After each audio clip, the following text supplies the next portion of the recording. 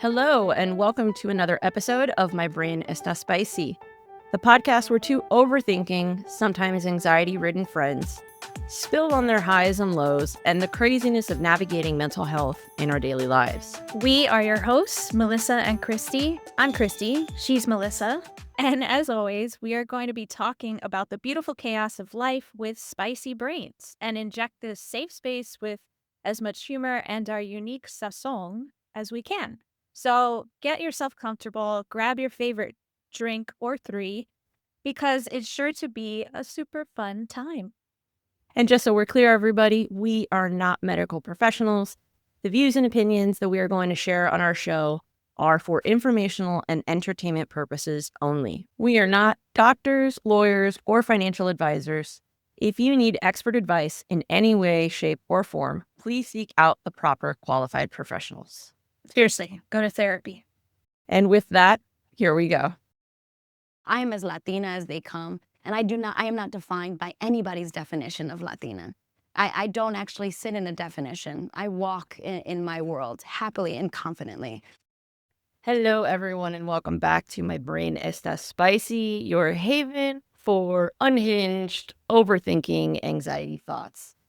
That clip that you just heard is from an interview that the actress Gina Rodriguez gave back in 2015, where she was interviewed with HuffPost Live online around what her Latina identity feels like, how she feels Latina enough.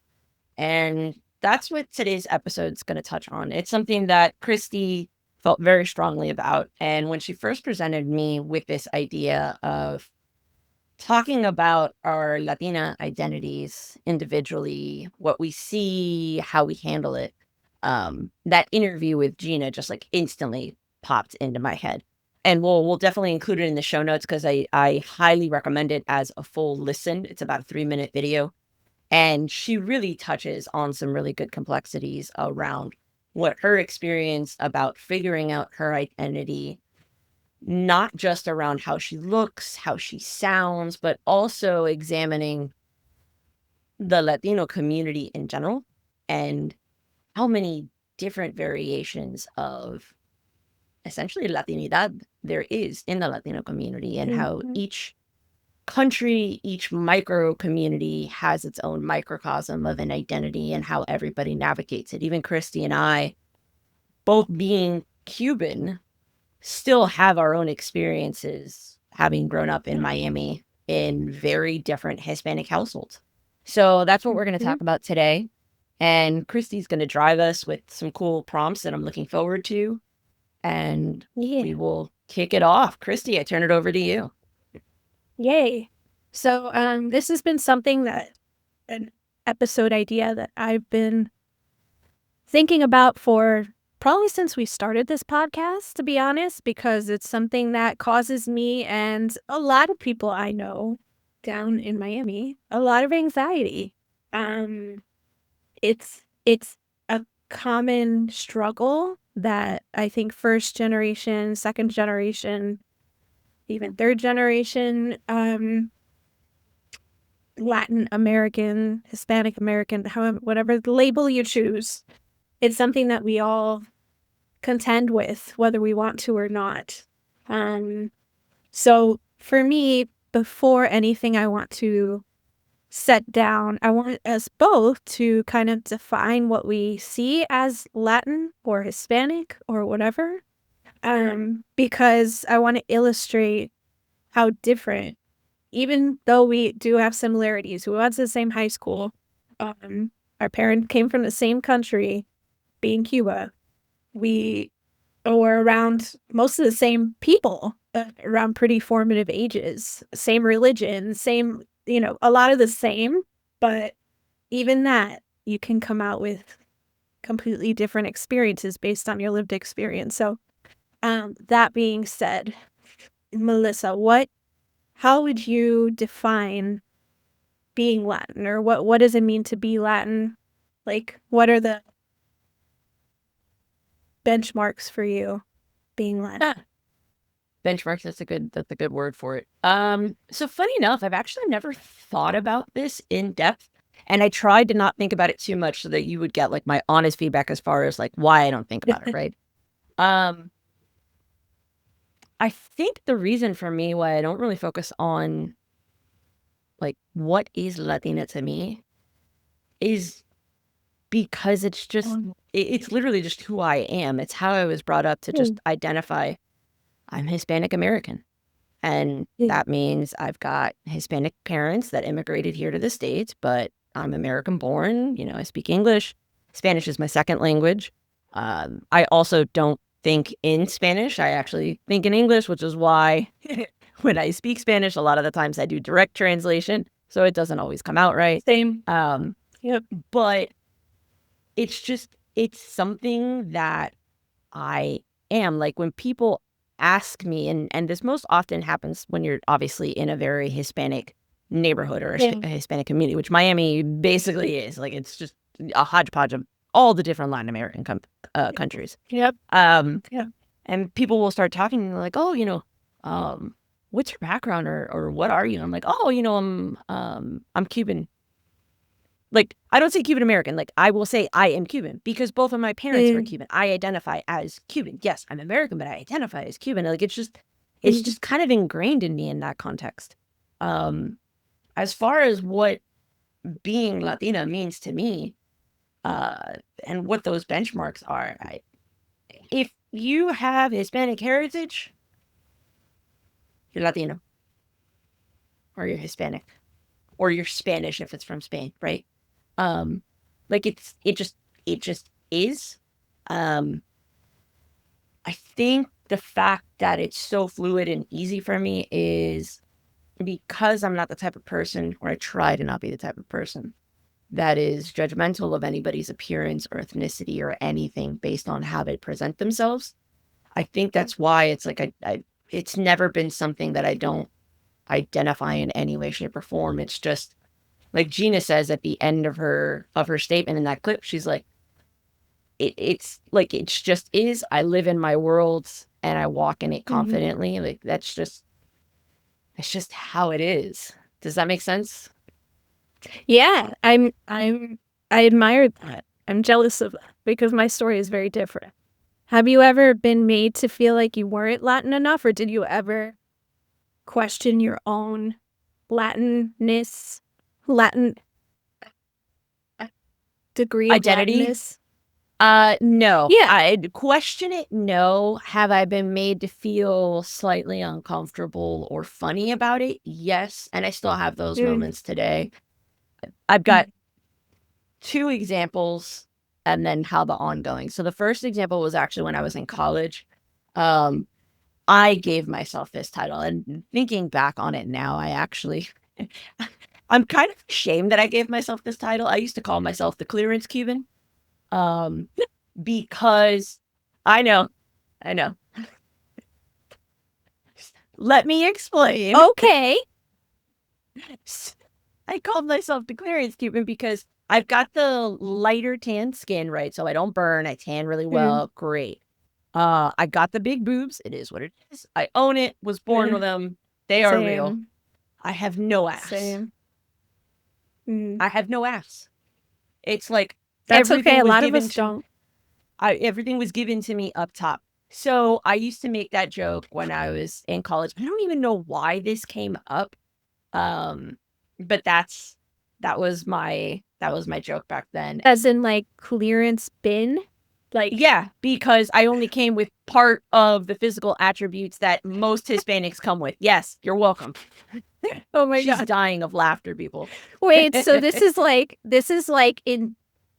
gonna be a real deep cut for my millennials.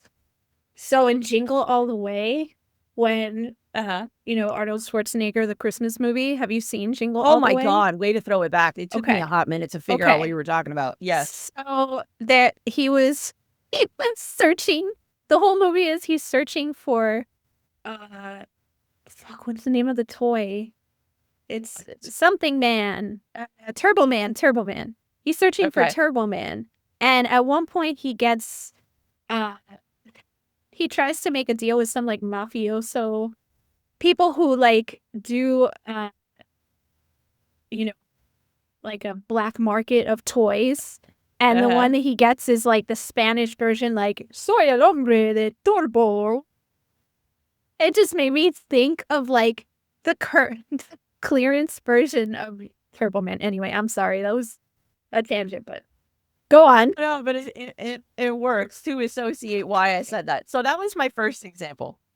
And then my second example is it involves my now husband. And it's on and off for, I would say, the first portion of our years as I became more confident in kind of speaking of myself and like what I stand for and what I appreciate, what I don't like jokes that are not funny to me, so on and so forth.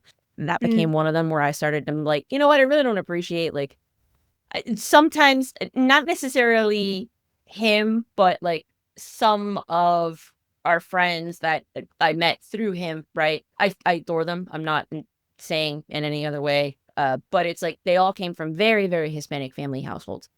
You know, abuela and mom only spoke Spanish whenever you were like in the Spanish house. Like only, the TV, the TV that was always on was a Spanish novela or Telemundo or things like that. I did not grow up in that kind of household by any means. Me neither. Me neither. So it's like I recognize a lot of Spanish music and I recognize artists, but I don't necessarily know names. Or I didn't grow up watching Spanish daytime like talk shows, like the Christina show. Right. I knew who she was, but I didn't know her full name. So when she got her star on Calle Ocho, and Frankie was talking with one of our friends about it, and he said the name, and I'm like, oh, who's that? And he looks at me and he's like, who's this? Like, kind of deal, like saying, and you call yourself Hispanic, right? And you're like, yeah, I do. I do. I just don't happen to know everybody, right? So the comment that was made, it's like, oh, you're so sweet. You're just my little American white girl Latina. And then, like my little gringuita, even though like I'm actually Cuban and I'm Hispanic and I speak Spanish. I don't speak it great, but I speak it. So in the beginning, like I used to laugh it off, and then eventually like I started talking about, I started mentioning, I'm like, I really don't appreciate that joke anymore. So like if we can kind of cut back on those, like that would be great. Because good for you. Like it's not my fault that I didn't grow up in a household like that. And it wasn't that I grew up in a household that didn't teach me to appreciate my Hispanic background. I did. Right. I grew up with parents that are actually much more Americanized Cubans than those with later generations. My parents came to the States. Yeah, my parents came to the States as kids. My mom came when she was only 10 years old and grew up in the North. She grew up between New York and New Jersey. My dad came when... Wait. Where? Oh. Hello? That's where my family is from. Where? I'll get back to you. I can't remember Ask her. Where with. I know she grew up in, like she says she's a Bronx girl, because that's where they spent like their formative years when they first got here, and then they were back and forth between Jersey and New York, depending on like where my grandmother was working and like which family family member they were able to live with at the time as they were getting themselves settled.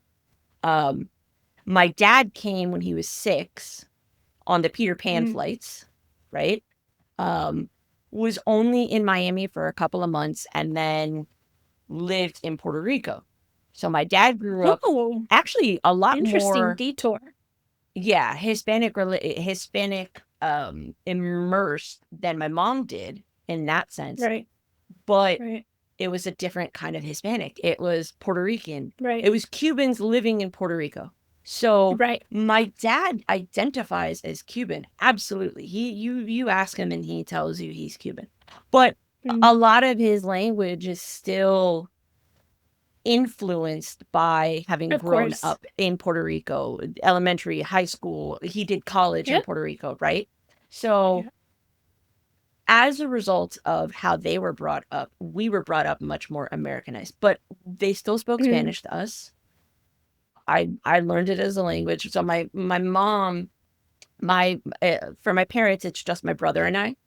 And then I have a prima hermana, my first cousin, Victoria, who's a couple of years older than my brother. And my mom, since she chose to be a stay-at-home mom, when my aunt and my cousin moved from New York to Miami to be closer to my grandmother and to my mom. Since my mom was a stay-at-home mom, she helped in raising and taking, my cousin to school and whatnot. So all three of us grew up together. All three of us have very different language identifications. Like my cousin Victoria, when she talks Spanish, she sounds just like una cubanita from Beautiful. Miami. Like she's got the accent like down packed. Yeah. My brother's the middle. God bless him. My brother sounds like a gringo, and I don't know if that's just a Belen thing, where if you're a Belen boy, and for those that are not from South Florida, Belen Jesuit is an all boys Hispanic focused preparatory Jesuit school. And I don't know what it is. If you were one of the boys that went to that school and you didn't grow up with very, very Hispanic, Spanish speaking grandparents in the school, when you learn Spanish for whatever reason, they come out talking like they've never talked Spanish before. That's interesting. So that's how my brother's accent sounds. That's interesting. That's how my brother sounds. I'll get there, and but then that's interesting. I'm like a blend between the two. I have a bit more of my cousin's fluency, but my accent still isn't like smart. It still sounds a little bit more gringa in that sense. Right. So those were my experiences. And then now where I kind of not struggle or even question, but sometimes I feel uncomfortable is when I'm really in an environment there's a lot of people very heavily speaking Spanish, which tends to be when I'm with my husband's family because they're all Salvadorian. Yeah. Girl. And they're talking Spanish. That's a whole different ball game of Spanish. I've learned a lot, but I still mess up the words. Well, I don't yeah. If it's not Cuban Spanish, I'm like, you don't understand it. Yeah. What do you say? What? I've gotten better. No, I've gotten better. I've learned a lot more of the slang. I mean, it's 10 years that we've been together. But when I speak Spanish, sometimes like I'll kind of be made to feel like a little bit uncomfortable or a second guess where I'm talking because when I would say things incorrectly, like it would kind of be received with a little bit of a chuckle. Nowadays, I don't feel as bad because now I just laugh it off and I'm like, look, I'm at least trying. Yeah. Like I know my Spanish isn't perfect. More than I'm can at be least said trying. the other way around. They're not speaking English. They're not trying. You know what I mean? Like, oh, that's a whole nother conversation. I know. But there's a superiority complex in that. Like, it's just in a way. Anyway. But that's interesting. So those are my experiences. We have some more similarities than I thought, which is cool. Yes.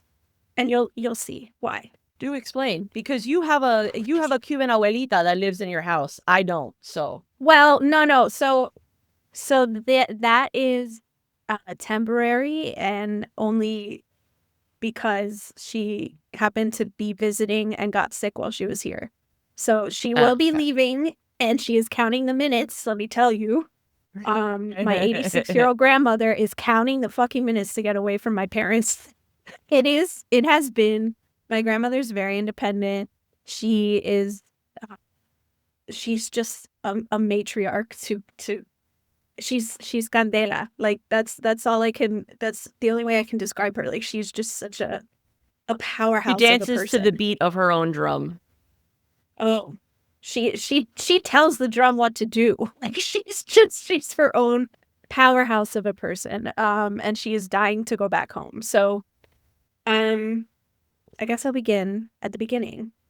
At the beginning, my mom and my dad, for me, I guess, my mom came from Cuba to the United States at 1 year old with my grandparents and some other family members. My dad came to the United States at 8 in 1969. So, he stayed a little bit, him and his family stayed a little bit longer in the Castro regime and suffered that environment a bit more. My grandfather cut sugar cane. They had the family owned a little corner bodega, and it got taken from them by the government. The whole thing. It's a whole little story.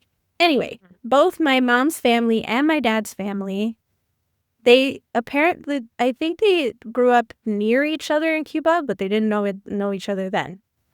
They both, instead of going to Miami in the 60s, went to New Jersey, which is the other, as Melissa said, it's the other super popular place to be for Cubans in the 60s for some reason. So my family, instead of going to Miami, went to New Jersey, and my parents met up there through their church the area where they grew up and essentially where I was born is called Union City.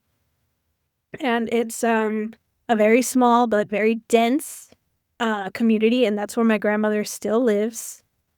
So she's been there for 60 years. My grandmother, all four of my grandparents were there for most of their lives. But now just my grandmother's left, and she still lives there in the same house. And when the interesting thing about watching, or at least from my point of view, right, like the difference between someone growing up here as an immigrant from Cuba in Miami versus someone growing up in New Jersey, New York, the need to assimilate is so much stronger up there. Oh, yeah, absolutely. Which makes sense because back then there was no space/tolerance for Spanish-speaking people. They had to, my great-grandfather was a bellman for like years at, I don't know what, I think the Plaza or some hotel, and everybody would know him. He didn't know a lick of English, but everybody would know him. He would make friends with everyone because that was his personality, but like not a lick of English. My grandmother and grandfather both worked, all four of my grandparents worked. I'm thinking of my mom's family. But my parents essentially grew up very wanting to be more and more American because that was what was cool, right? As a kid, you're in New Jersey and you're going to school there, and everybody there, you have your fellow like Cuban American and immigrant people, but you also have white kids who are there and you want to fit in. So they were much more Americanized from the beginning. By the time I was born, I grew up, I was lucky that I grew up for the first 6 years of my life very tied to my family. And my grandparents specifically, I had a lot of exposure to them. But then we moved down here for my dad's job, and it was just me, my brother, and my parents, like the four of us, our little nuclear unit, ripped away from the rest of our family for a good opportunity that ended up to be a very, very good opportunity for my dad, as he's been super successful here in what he does. But that came at a cost. It came at the cost of we're just the four of us down here. We had some extended family here, but it's not the same as like your cousins, your uncles and aunts, your grandparents. So they would come visit a lot, but the distance, I think, already created that like kind of isolation away from the culture, even though we're in Miami, right? Like we moved to Miami, so we're in the culture of Miami, but we're sort of also in this little bubble we've made for ourselves because that's what you do, I guess, when you move to a new place. I don't know. I was 6, so there's not much I could control. Point. So the TV shows, the music, it was all American.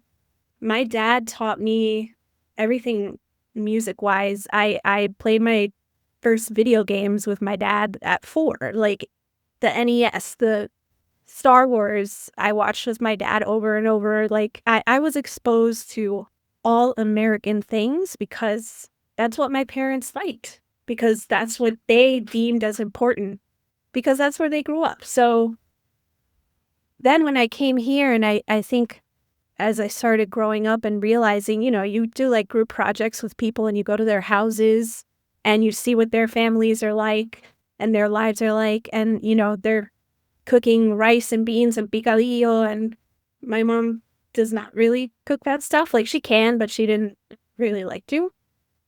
Mostly because my father had trauma around picadillo and still My does. dad has it around meatloaf. Anyway, that's a whole other. Let's call it a thing. Interesting. But it had to do with like him and his siblings' experience when they first came to the States and like what they got when they were living within. Yeah, What not they not could even get. what they would get, because so remember they came as kids, so they were here in the U.S. as Right. children by themselves. I don't remember if it's like alone. they were in one of the churches or whatever, and it's like that's just what was consistently given. So my dad's not a huge fan of meatloaf as a regards to that.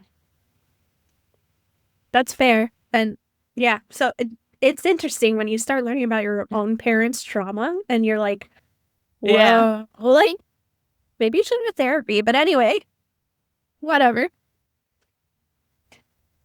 Growing up and going to other people's houses, right? And seeing how they lived with their grandparents. And that would make me miss my grandparents. But then more than that, hearing Spanish a lot more because my parents don't really speak Spanish in the house. Like, my dad will, like, go off in Spanish, but, like, most of our conversations are English. So I retained some. Spanish was the first language I learned, but by the time I started going to school, I definitely told my parents tell me that I said when I was like 4, I was like, no, I don't speak Spanish anymore.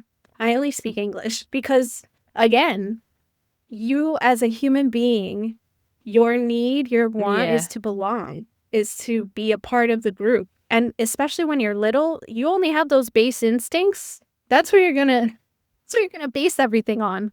So I already, and I think it happens, I've seen it happen like with my husband's nephews too. Like kind of like, no, Spanish isn't cool. Even though we're in Miami and a lot of people speak Spanish here.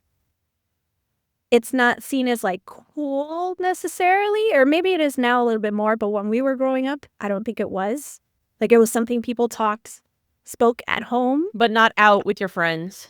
Right. At least not beyond Yeah. like Spanglish. Like how we kind of throw Spanish into English sometimes. So that's kind of my story of like growing up. I think I started questioning, like, am I Latina enough? Oh, God. Probably in high school. Melissa and I went to high school together. We went to, do you want to say what school we went to, or you want to keep it general?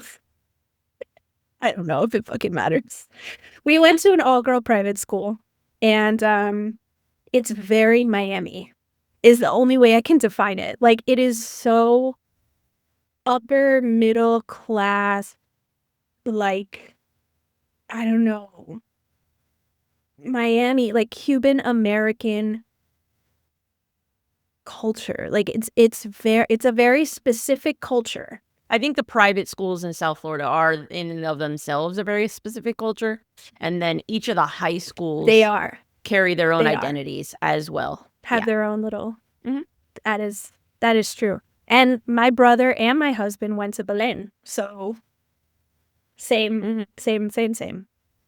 Although my husband grew up Nicaraguan, so that's kind of a different thing, and they spoke Spanish, so he speaks Spanish. He thinks he doesn't speak it too well. I think he speaks it wonderfully, but he also practices it more than I do. And at the end of the day, language, if you don't practice it enough, it just kind of goes away or stays as it is or whatever. It only gives you as much as you put in. Unfortunately, it doesn't just stay. So anyway, I want to kind of go back to like how I define Latin, though. Like for me, when I think of it as like almost this collectivistic frame of mind where it's very traditional, very family values, family first. Like this is what was taught to me, right? Like even though I had the separation, I had like the values around how we were expected to operate as human beings was very clearly defined. Very Catholic, so religious, conservative. You do not wear a bra around the house. You do not, which was a big problem for me because I was a dancer, so it was just my boobs are a big deal for some reason in my life. With my mom, it's a whole thing. I feel like that's a whole other episode. About being female and like your mom's own trauma with her body and like whatever. So anyway, kind of the religious component, the language component, I feel like it's easy for it to come up when you're around even other portions of your own family, right? Like I don't even have to be around another family. Like there's other portions of my family where I'm like, oh shit, I'm gonna have to like talk more Spanish, and like I get really nervous about conjugating shit in my head, and because I don't think in Spanish, so I like thinking in English, and what am I gonna say in Spanish, and how's it gonna sound, and did I pronounce it right? And it's stressful, very stressful. Also, like obviously like the patriarchy or the respecting of elders is, I think, a big component too. Kind of going back into high school and like the culture of Miami, keeping up appearances is a really the big keeping deal. up with the Joneses concept. It's a big deal. It's a lot of classism as well. Even within being Cuban. So like Cubans who came from Cuba in the 60s and 70s will look at Cubans coming from Cuba now and be like, oh, their names are, whatever, like make fun of their names because they're like Usnavi or whatever, like they're kind of like different because Cuba has changed. I mean, it's changed in terms of the population has had to put up with everything they've had to put up with there for as long as they've had to, and that's horrendous. I still have family there, and it's very hard to watch, but obviously the people that came in the 60s and 70s were afforded different opportunities than the people who are coming now. So I feel like there's almost like this rift, right, between like the Cubans from before that are quote unquote better or more highly educated or harder working. Like, and this is all me putting quotations because it's not true. It's all just like this self-determining. It's a very weird dynamic, and it's very present in, and maybe it's present in other non-Cuban cultures. I think it might be like Venezuelan culture or Nicaraguan culture or El Salvadorian culture. Like I can only speak to Cuban culture, but all of that being said, right? Like all the things that make up, like prepping for this episode made me think like, okay, there's all these components, right, of what I think Latin is or what I project it out to be. And then how I'm living my life is pretty contrary to a lot of that. I am not religious. I've stepped away from religion pretty hard. I am not a traditional person by any means. I'm 38. I don't have kids, which is killing my parents and my grandmother. They're like, TikTok. And I'm like, might not happen. Don't know yet. I'm figuring my life out. I don't know. It made me question, right? Like, if we step away from these tenets or benchmarks of being Latin and we kind of go our direction, then what's left? Or like, what makes us Latin? What differentiates me from the white girl next door? Because you guys can't see me, but I am whiter than paper. I burn easily. Then I tan. I have green eyes, and my hair is like dark brown, but it tints red. I mean, I dye it kind of dark red, but naturally it tints red. So when 100% Spanish speakers see me, they do not think that I know. Yeah, that happens to my husband and I too. They think I am 100% a white girl. So it's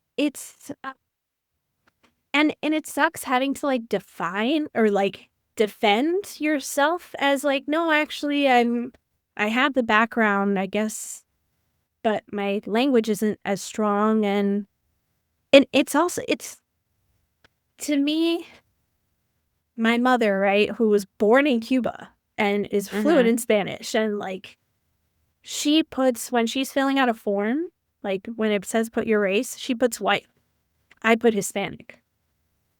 Like, it's so at the end of the day, it feels like it's a lot about your own definition, but anyway, I feel like I'm gonna talk you forever. I want to get No, but I think your thoughts on exactly any of that. exactly what you just said, like, pretty much nailed it. Like, you said, when you strip away and you step away from certain traditional tenets and benchmarks, what's left? I think identity, like anything, is what you make it. I really think it's what you make it. That's what I landed on. I think you nailed it on the head when you're like, I grew up in a religious household. Funny enough, my religious household has changed. Even my parents have taken a step back because of what's happened in politics over the last 10 years. Interesting. And that was very surprising for me. That's fun. But at the same time, I'm really proud of kind of more so my mom. My dad's a little bit more quiet and reserved. I'm not saying he doesn't have his opinions. He's just not one to voice them as much. And that's his lived experience. I don't expect him to have to say anything. My mom is more vocal, so I do tend to have more conversations about it with her. And I'm proud of how she has stepped out to really examine faith and how she identifies Catholicism and what she views as religion. And I think her and I are pretty much aligned on it. I still say I'm Catholic because I still believe in the tenets that I was raised on. I just don't recognize the faith as it is today anymore. I can't. Like, I miss the community that I was raised in. I miss the faith that I was raised in that taught me to be open, accepting, and loving of other people, whether how they represented themselves or the actions that they took went in contrast to the faith that we believed in. It didn't matter. You didn't ostracize them.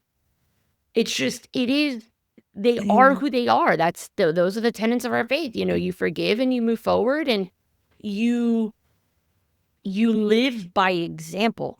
And that example is what brings people to you to want to join you in your faith. It is not shoving your faith down people's throats and putting yourself on a higher pedestal. And if other people do not follow your version of Christianity or what you're getting force-fed, it's like they are not worthy. I'm like, I'm sorry, my best friend is Jewish. Blonde hair, blue-eyed Jewish girl. And she is no less deserving of being an amazing person than I am as a Catholic person. I have friends that are Muslim. They are no less deserving of being a decent person and earning my respect and my compassion than someone who is Catholic or Christian. Like, it's just, I don't recognize the faith anymore to how I was brought up in. So I agree. I've stepped away from that same traditional concept of faith. Grew up in the same concept. I did grow up more Americanized when it came to language, but I was still taught Spanish. So that's why I'm able to speak it. I do still feel uncomfortable when I speak it in front of certain groups, but I think I've just owned where it is. And I've owned that it's going to get better on its own. The more I practice it, the better I get.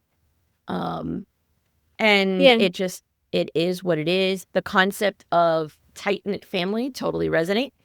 My nucleus is very small. My nucleus was my parents, my brother, my aunt, and my cousin. That was it. That's what I grew up with my entire life. Some extended family, a cousin that came from Puerto Rico. My dad's sister's daughter came to live with us for a while when she came to study. But for the most part, like, our nucleus was just us being small. And as a result of that, and because of my additional layer of being disabled, my world was also very much an inner circle of whoever I grew up with in my church. Because since they knew me since I was little, there was this inherent understanding and just compassionate lens. So it's like I never felt like I was outside. When I went to high school, it was very different. And you and I have talked about this a little bit. When we were in high school, I was very much a grifter. I moved from group to group. I never really had a defined group. The group that you and I Yeah. came from, I guess if I had to define myself to one group, I spent more time with that group where you and I came from, but I still didn't even feel like Yeah. I was part of that group. Why? Because when Me neither, when we were in high to be school, honest. I struggled a lot with when I started to feel animosity towards me from other people in the group, I would switch groups Mm. and I would move to another group That's for a little fair. while until it felt like other things settled down. And it wasn't because I ever did anything. And I think that was the hardest part about high school for me was I could never fully figure out why so many people in our class had so many problems with me. And the only thing that I kind of settled on as I got older is they didn't have a problem with me. They had a problem with themselves because hurt people like to hurt people. Gina says that in her interview. If you guys listen to the full thing, Yes, ma'am. insecure people Yes, ma'am. unload their insecurities onto other people. And I'm not saying I didn't have Yep. insecurities as a teenager. I did. And I think that's the misconception that a lot of people in our high school had of me. I think a lot of people had this idea that I was very disingenuous because I moved from group to group. And that wasn't the case. I was very much who I was from the very beginning. I have always known who I was. And I think the fact that there was comfort in I just existed, and a lot of people didn't know how to exist when we were in high school, and I didn't know any other way to exist It's because true. if I didn't just live in who I was and in my disability and what that meant and what that looked like, I just didn't know any other way of existence. And tying that back into what we're talking about with being Latina, I think our ethnicity and our background is given a lot more of a light and a heavy presence in identifying who we are. And our identities are so much more than that. Um, and to give you the curveball that I mentioned to you before we started recording, what that means, I think Oh, this yes. episode, what it got me thinking as we started looking about identity and what kind of advice would we give our younger selves about our identity and belonging? I think this conversation around being Latin enough, right, can morph so much into what's going on today. And as much as we're not a political podcast, we can't just pretend like politics doesn't influence our life and what we talk about and how you and I identify ourselves. The idea of identity also comes into like where you're from. And the statements that immigrants are hurled at them in this country of go back to where you came from, you're not American, all because they weren't born here, right? And I'm like, no, like where you're from doesn't make up your entire identity. That being said, if you immigrated to this country, right, and you went through the process, you became a citizen and you are American, you're just as American as anybody else. Just because you weren't born here doesn't matter. You're still American because you became a citizen. This country is a melting pot, and American looks different from state to state. Even people that have, or city to city, and even people that have heritage in this country, that have heritage and ties to the founding fathers, right? To people who created this country. Even within, No, they didn't. They stole this I country. know, but you know what I mean, right? Like, even within that microcosm, Yeah, I do. they're different from each other. And this idea that their differences all of a sudden don't matter, but ours do. It's like, even just looking like people from the North versus people from the South. People from the South are still caught in the fact of, the Confederacy. And it's like, dude, you lost. Move on from it. Yes, it's part of history, but move the fuck on and stop calling people from the North Yanks. Like, we're all one fucking country at this point. Like, yeah, but Do people I say still hear that it. where you I've heard are? it from. Oh yeah, Really? If you Holy ever shit. legitimately interact with people that are from the deep South, that language, Yeah. if they're The deep flying a South, yeah. Confederate flag, I guarantee you they think it and they speak it. No, That's it. Like, it is what it is. 100%. They shouldn't be flying a Confederate fucking flag. Like, it's Agreed, but we're not going to get into that. Because, again, we're not a political podcast, but it's fair that sometimes for us to bring certain context to light. yes. And that's where I wanted to kind of get your perspective on self-identity, not just as a Latina, but like, what to you makes up identity? That's totally fair. And actually, I have an anecdote, I guess, like with this whole attack on immigrants, essentially. And now it's attack on people who just look like they might not belong, but are total U.S. citizens. So we're going down a really, really great road. But anyway, my grandmother, having been here for the past 4 months, because she's been ill and she's better now, thankfully, but it's been really interesting because obviously the world has been a little bit crazy. Current events have been a little bit nuts. And my family has always been... That's an understatement. I know. I'm trying to be politically correct, okay? I know. My family has always been at least very politically aware. At least. But mostly very politically just aware. I'll just say aware. Watching how my parents versus my grandmother are reacting specifically to this issue, and seeing the immigrant on immigrant hatred happen, because, and that's like the whole Latinos for Cheeto Man thing. Like, you're sort of voting against your own safety and interests, but okay. My parents are, thankfully, they did not vote for an orange man. And I'm very proud of them for that, because it was my dad's first time voting not red. Like, I was very proud of him. Like, because he voted for him the first time.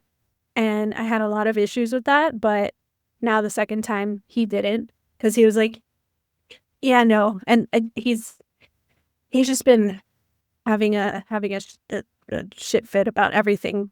Right now, we're recording this while the tariffs just went through or whatever, and the stock market is tanking. So he hasn't been happy.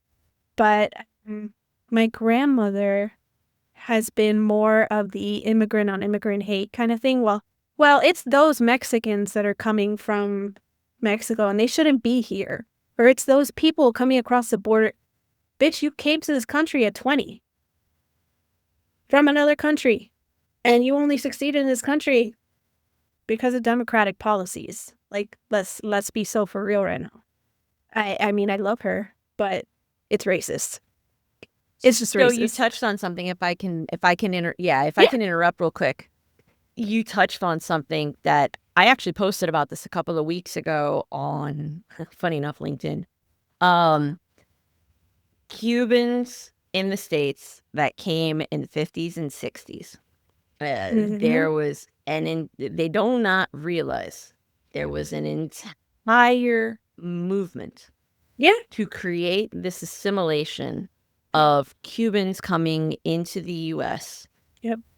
to essentially morph this perspective of closeness to being white, that proximity feeling to whiteness, and the whiteness. making them as a community feel like they're Hispanic, but we're a different kind of Hispanic, and we not look the same like as you. the other Hispanics that are coming. Exactly. And we're upper class. We look like you. We had servants, It's, like, you know what I mean?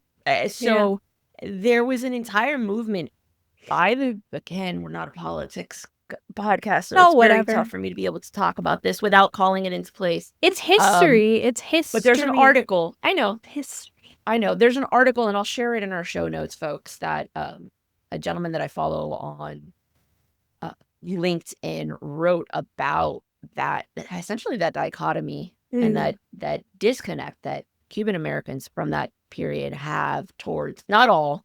Not all. I want to make sure that everybody realizes I'm not lumping all of them together. I'm saying there is a general consensus, but not all of them. That they lost this ability to view fellow Hispanics as human beings. For the record, and I will say this, I am for legal immigration. Same. I agree that people who come into this country illegally or overstay their visas, I understand the concept of the illegal immigration needing to be fixed. Fix the fucking system. Do not persecute the people that come legally to our ports of entry to seek asylum. That is not an illegal immigrant. Literally, you look up the definition of asylum, and it is coming through legal ports of entry and presenting yourself for asylum based on X, Y, and Z parameters that you are fleeing your country for X, Y, Z reasons. And if you qualify for asylum, refugee status, whatever the case may be. You come through the port and you do it like that. That is not an illegal immigrant.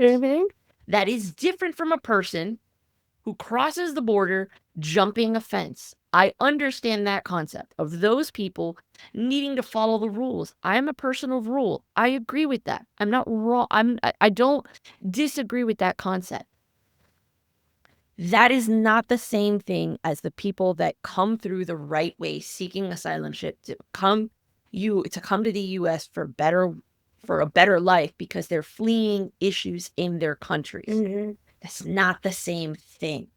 A lot of times they're coming for the same reason. They're just coming a different way. And the idea of, like, I prefer undocumented to illegal just because humans are not illegal.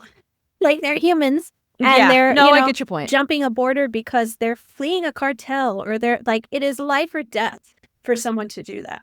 So I agree. It's not the right way to do it and they shouldn't be doing it. And it's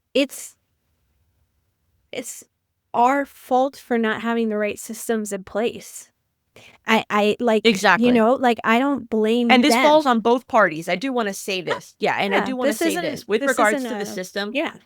It's on both parties. It's not that in this case, the right has fucked up and has begrudgingly not fixed anything. It also falls on the left for not doing enough to fix the system that they claim that they're going to fix. So I just want to put that out there. And I think that's the disconnect that a lot of people They tried during the but Biden administration. It's still not enough. It wasn't enough because they had to make a lot of concessions and then it didn't go through because Trump, whatever. It was a whole thing. But we're digressing. Immigrants are very important to this country. Not only are they very important, they keep this country going. Like, not only do they, quote unquote, do the jobs nobody wants to do, but they are all of us. Each one of us, unless you are a Native American person, you are an immigrant. I'm sorry. It might be many generations back and you might have no connection to the country that your ancestors came from. That's okay. But you are living on stolen land. 100%.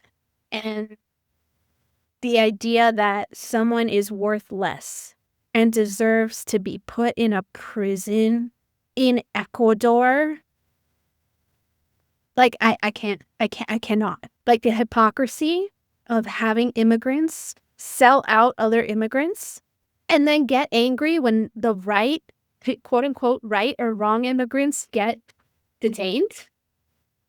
Like, oh no, it's supposed to be them, not us. No. You are seen the same way. You're not special. You're not a special little snowflake. You thought you were because you're white or you're white passing, but you're not special. It's such a nuanced topic. The being of immigrant descent watching as immigrants and non-immigrants, U.S. citizens, are being persecuted as other, right? First it was the trans, the gay community, and now it's anyone who's other. And it makes me think back to when I was in grad school. I was in New York City for grad school. So I was around a lot of different people. It was my first time really as an adult being not in Miami for a long period of time. So not being around people who were like me, who knew what Cuba's story is, right? It's really easy to not realize that people don't know, nor do they care. So when they would read my last name, they were like, oh, so like where are you from? Because I don't look different, but my name's different, or my last name's different. There's a reason I'm not Christina, and my name is Christine. It's because my mother did not want me to have a Latin name, because she has a Latin name. My parents did similar. I don't know if my mom did it on purpose. I was going to be Melissa, say. by the way. They were going to name me Melissa. Oh, I know. But yes, my parents did the same thing. I'm Melissa Ann, and my brother is Jason Edward. Our middle names are based off of our Cuban grandparents' names, and in my case, my name actually honors great grandpa. My middle name honors the grandmothers on both sides. They both happen to be Anna, so they just called me Ann. That's cute. So it's like they pay the homage, but yes, they're very. It's American. My name is very American. Yeah. Christine? Well, my last name isn't even Cuban. My last one, which I'm not going to say because we're preserving that anonymity for ourselves, but my last name is actually Spanish. My dad's family is directly from Spain. Same. My dad and his siblings are the only ones that were born in Cuba. Everyone else. So I still have cousins, aunts, uncles that are all in Spain, which I am secretly manifesting to be able to move to Spain. It's going to happen. I don't know when we're going to make it happen. You should. I'm jealous. You should. But you should do anyways, all right. I know we've kind of gone off on a tangent. Sorry, we can come back. It's a big topic. It is. And I definitely think like there's more that we can kind of touch on this. Yeah. And as we listen back to it, I think more concepts will come to us. I liked the prompt. I think this would be a good way to like get us back onto track. But like what would you tell yourself about identity and belonging? Yeah. Like, do you know what I mean? Yeah, I do know what I mean. I do know what you mean. I know what I mean. I know what you mean. I know what you mean. Yeah. So I think both of those questions that we had prepped kind of relate to each other. The one about like, how would you tell your younger self to like about identity and belonging, and what do you do to kind of reclaim and own your identity today? Yeah. For the first one, I'm gonna harken back to, I think it was either our second or third episode where you were like, none of us know what we're doing. We're all figuring it out. Anybody who tells you they know what they're doing is lying. Is selling you something. So I would say that to my younger self. Yeah, I would say that to my younger self in the sense of your identity isn't tied to any one thing. Your identity is everything that kind of makes up who you are. Belonging, you will find the most sense of belonging when you learn how to belong to yourself. Work. And how to love and appreciate yourself. If I could go back to my younger self, I would say that. I think for a really long time, I ran away from who I was because society told me I needed to be so many different things because of the judgment that was passed on me as a disabled person. And people being very uncomfortable with people that are different. Yeah. I internalized that. So it took me a really long time to get very comfortable with that. Funny enough, it took a breakup for me to get comfortable with that. Once I did, and you learn to realize that the love of your life is yourself, and that's a Viola Davis statement, and I will find that interview and include that show notes because I love the video that she says that in. I became more comfortable in my own identity and my own belonging. And then in terms of reclaiming and owning what it looks like today, I think it ties into that same answer. It's just, you've got to be comfortable with your own existence as yourself. You are your number one love of your life. You are your own soulmate. You are who you need to be, and who you are will look different in every phase of your life. And it doesn't make any previous version of yourself wrong, bad, indifferent.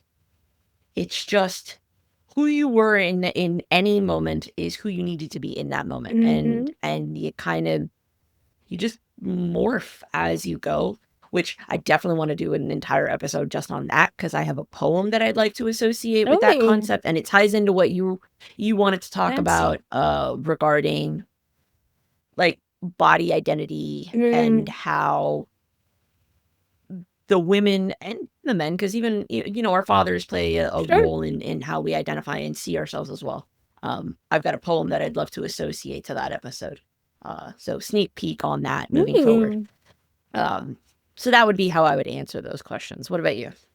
For my younger self, I was the good girl, the rule follower. I still am in some regards. But I followed all the rules, all the things. When I had my first real serious relationship, it was with someone who was very much like my father, like my grandfather. Very conservative, didn't like it when I swore, didn't like it when I wore black nail polish. And me now, looking back at that, knowing myself, I just like, girl, run, girl, run. But I needed to experience, and you mentioned like it took you a breakup to really be comfortable with who you were. I've had multiple serious, like, life-altering breakups in my life. Hopefully no more. No more. I'm done. Thank you. But each of those taught me something really, really. They were huge transitions in my life because I'm a Scorpio. I get serious and that's it, like I'm in. My whole soul is in. And I tend to transform myself to really be a part of that person's world, and I lose myself a lot I have lost myself a lot in relationships in the past. And I think you can only do your best with what you know. You don't know what you don't know, right? So for me, I feel like I did the best I could. And I think my advice to my younger self would be like similar to you, like you are where you're supposed to be. You're doing what you're supposed to do, which is like not knowing what the fuck we're doing. And it's not going to get any easier, right? And that you're still not going to know what the fuck you're doing. But the secret is that nobody knows what the fuck they're doing. That's a lie. I think that I tried to convince myself of, especially in my 20s, that like everybody knew what they were doing and I didn't. That's like a very quarter life crisis coded kind of thing. But that's what I think I would say to my younger, like, just, it's going to be okay. I promise. You're not dying. I promise. And you deserve better. I promise. Reclaiming and owning my identity. So going back to the whole point of this podcast, for me, being Latina means keeping traditions that feel true to me, right? Yes. So keeping, like, I said, personally, I'm an atheist, so I don't believe in what I was brought up to believe in terms of like the doctrine of Catholicism and everything. But I love Christmas. I love the vibe. I love making like being with people. I love lights. I love the Christmas tree. I love like being together with people you love and giving presents and like sharing warmth and food. There is so much power in that. In Yeah. you don't I mean, everyone is different. Feel free to practice what you practice. No judgment from me. Like, you do you, I do me, no problems. Just don't hurt other people or yourself. But there's just power in being around the people that see you, understand you, and get you, and hear you. And just celebrating life and slowing down. Like that. So for me, traditions like that are where like the juicy part of life is and where like the culture is. So, you know, I can make arroz con leche, I can make ropa vieja, and it's not exactly the same, but it's something. I'm trying to keep it going. I'm still redefining it, right? Like it's all about what feels right to you. If something does not feel right to you, my family used to go to, I don't know, Christmas is for whatever reason like a huge thing in my brain. But my family used to go to midnight mass every single fucking year. Midnight mass was like the thing, and we used to go to Easter vigil, and we used to go to like Easter Sunday too. Like it, and I would like sing in choir, which I loved and I miss, but I'm not gonna trade my comfort for singing, like whatever. Anyway, so that's not something I do. Like, so that's a part of it that I just am like, no. It's okay to make your own boundaries around what is okay for you. Like my parents still go to midnight mass, and I'll be like, okay, bye, have fun. I'm not going. And it was hard to draw boundaries and make my own identity around religion, around our culture. And I'm still, I kind of dread if I do have children, that's going to be really hard because my parents are going to baptize them. They're going to want to have them in private school, which in Miami, like private schools are the best schools. So you should send your kids there. But like, fuck, dude, I'm going to have to like do a lot of damage control. So reclaiming my identity is making it my own, making it work for me and, you know, not degrading the memory of my ancestors or anything. I'm not like trying to step on anyone's toes or graves, but just remembering what actually makes our culture unique. A